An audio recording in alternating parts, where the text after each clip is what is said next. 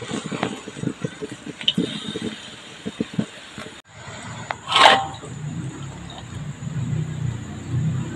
semua, Assalamualaikum. Pada hari ini saya nak kongsikan resepi kesukaan mak saya, iaitu sotong tiram.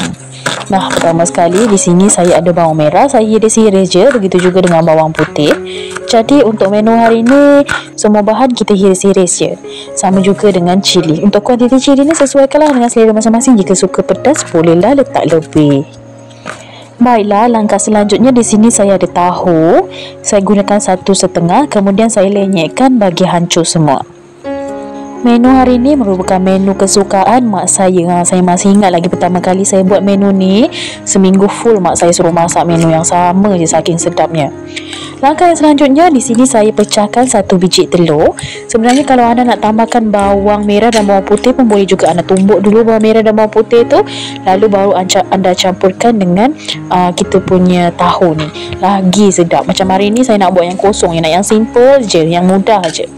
Sambal tu jangan lupa tambahkan secukup rasa. Tapi kalau tak ada secukup rasa, boleh gantikan dengan penyedap rasa ataupun garam. Lalu masukkan sedikit lada hitam. Kemudian kita gaul rata bagi sebati.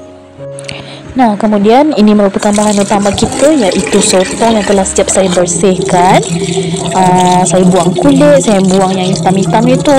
Sebab saya tak suka. Kalau ada orang suka kan makan yang hitam tu, saya tak boleh sensitif saya. Sebenarnya bergantunglah pada saya masing-masing. Kalau misalnya anda suka yang hitam-hitam tu, tak perlulah buang. Macam saya kalau sotong memang saya buang kulit, buang segala isi.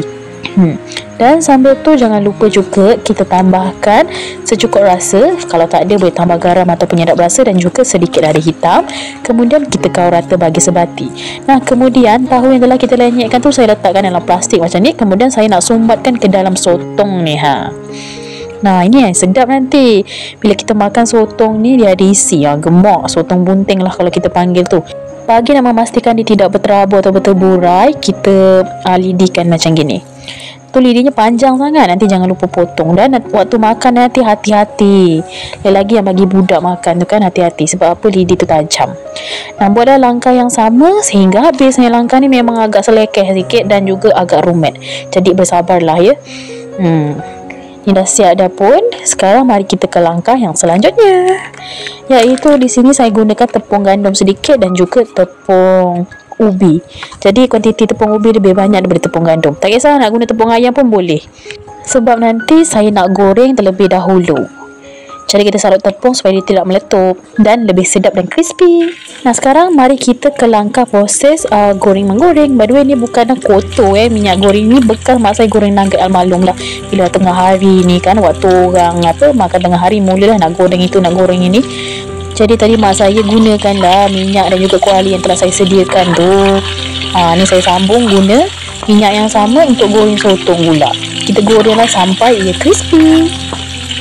Tapi jangan lama sangat juga. Kalau lama-lama sangat korang tak sedap. Sebab apa? Lihat. Sebab anda goreng terlalu lama. Asalkan nampak tepung dia tu dah crispy, dah boleh terus angkatlah, anda teruskan. Kemudian lakukanlah proses yang sama sehingga sotong kita habis digoreng. Jangan risau kalau misalnya tepungnya tak melekat. Sebab biasalah, sebab dia bunting kan, saking gembulnya tepung pun susah nak melekat. Nah, tapi untuk gorengan kali kedua ni cantik je. Saya punya sotong tersalut dengan rapi.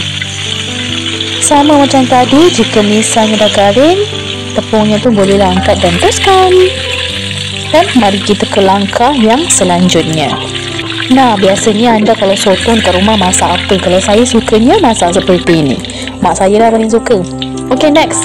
Dengan menggunakan minyak yang sama dan juga kuali yang sama, cuma kurangkan sedikit minyak. Kita tumis bawang putih dan juga bawang merah sehingga sedikit kekuningan ataupun garing. Sampai ciuran kiri kanan depan belakang bau lah macam biasa lah.